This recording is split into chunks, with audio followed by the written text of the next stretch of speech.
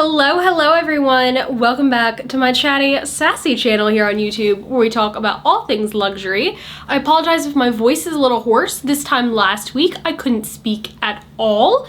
Allergies have been horrible in my part of the country right now, so forgive me if my voice is a little bit hoarse in this video, in the coming videos to come. Like I said, I'm just happy I can talk. So today's video is going to be talking about the YSL envelope bag. This is going to be the medium size.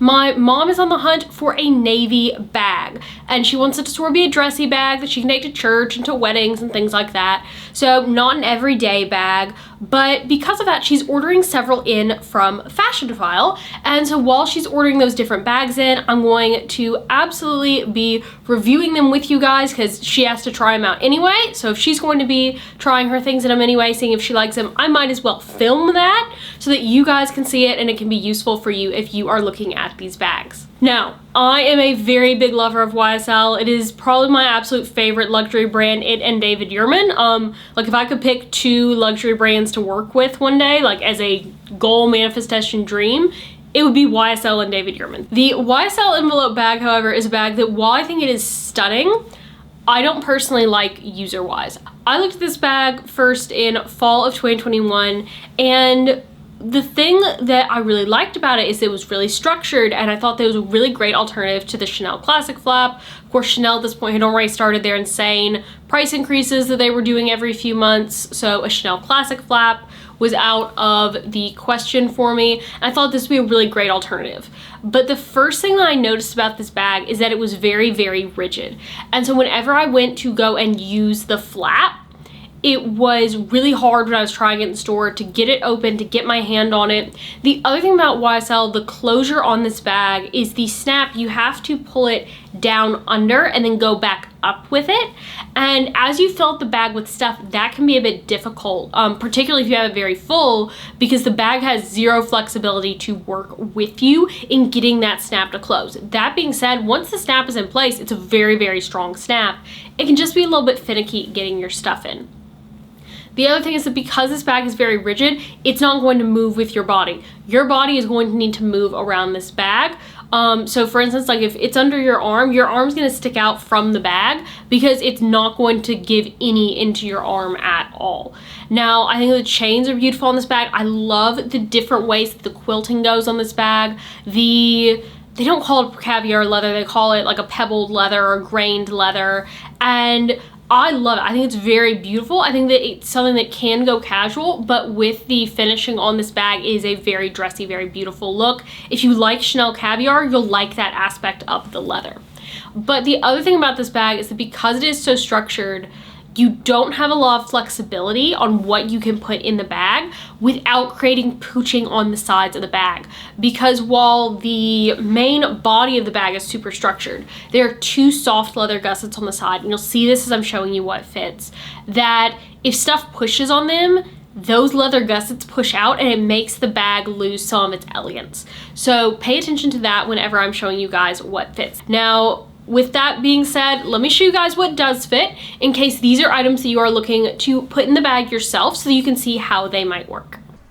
So let's look at the leather a little bit before we get into what fits, and you can see that this is a really amazing pebbled grain leather. I also really like the different quilting patterns that they do on this bag, and this bag even still had stickers on some of the hardware, so even though it was rated as excellent condition, honestly, this looked new, totally giftable to me. I didn't see anything wrong with this bag at all. For what fits, let's do a couple of different configurations. First, putting in my cell phone, then my zipped card holder from YSL. Next, we're going to slip in my bustier. Next, let's try to slip in a hard case sunglasses. And that does fit, but it is kind of awkward, so honestly I probably wouldn't use a hard case in here. Next, let's go with the Calvi, my car keys,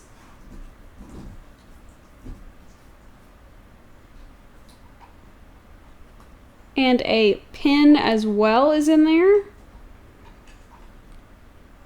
And that does close up, But I do want to note that on this, the clasp is a little bit finicky where you have to sort of go under in order to get it to snap closed.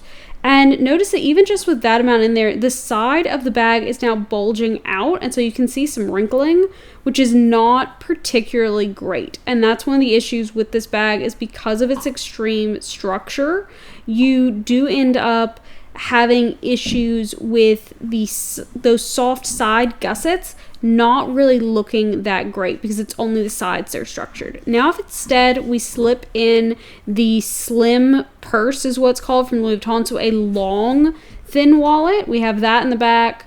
Going ahead, putting in my phone again. Now putting in what would account to sort of a mini pochette, and that has a lot of my mom's medications in there. And notice that really doesn't close. That's a bit too bulky, so I definitely wouldn't put any type of pochette in the bag. But now that we have the slim wallet in there, the phone, we're going to put in a checkbook, because maybe you're going to an event where you need to write a check. Once again, the pen. And then we're going to go ahead and put the car keys in. The sunglasses, and in this case I set the sunglasses loose on top, and once again having to pull that snap down in order to get it to close, but still you have that bulging going on, which makes this bag really kind of unattractive to me, in that you want this to be a super clean look and the sides don't give that effect once you actually put items into the bag. Now, this bag does have a back pocket, and your phone does fit in. It's a very tight fit, but it does fit down in there and it doesn't show, if you were wondering about if a phone would fit into this bag. This is definitely a bag that has gone back. My mom really wanted to see it because she needed to see it for herself to see if it would work or not. So I didn't think it was gonna work. I'm gonna be honest, I didn't think it was gonna work, but she really liked the look of it and needed to try it to know for herself. And that's one of the great things about shopping through Fashionphile, is that you can return things. This is not sponsored by Fashionphile. This is just a fact, like the real you can't return with on a lot of their products, but with Fashionphile you can. So if you are uncertain about an item, I think that Fashionphile is a really great place to go to. If you see it, you really like it, it's a used bag, you want to get it in with safety, knowing that if it doesn't work for you, you can return it. That being said, this is a current style, so if you live close enough to the store, you can absolutely go in and look at it. And that is it. I hope that you guys have found this video helpful if you are considering this bag. Like I said, it's not my favorite bag on the market, but if you guys would like me to do a review of what I think are some great alternatives to the Chanel Classic Flap, let me know down below and I will absolutely make that video. I hope you have a great rest of your day, everyone. Bye!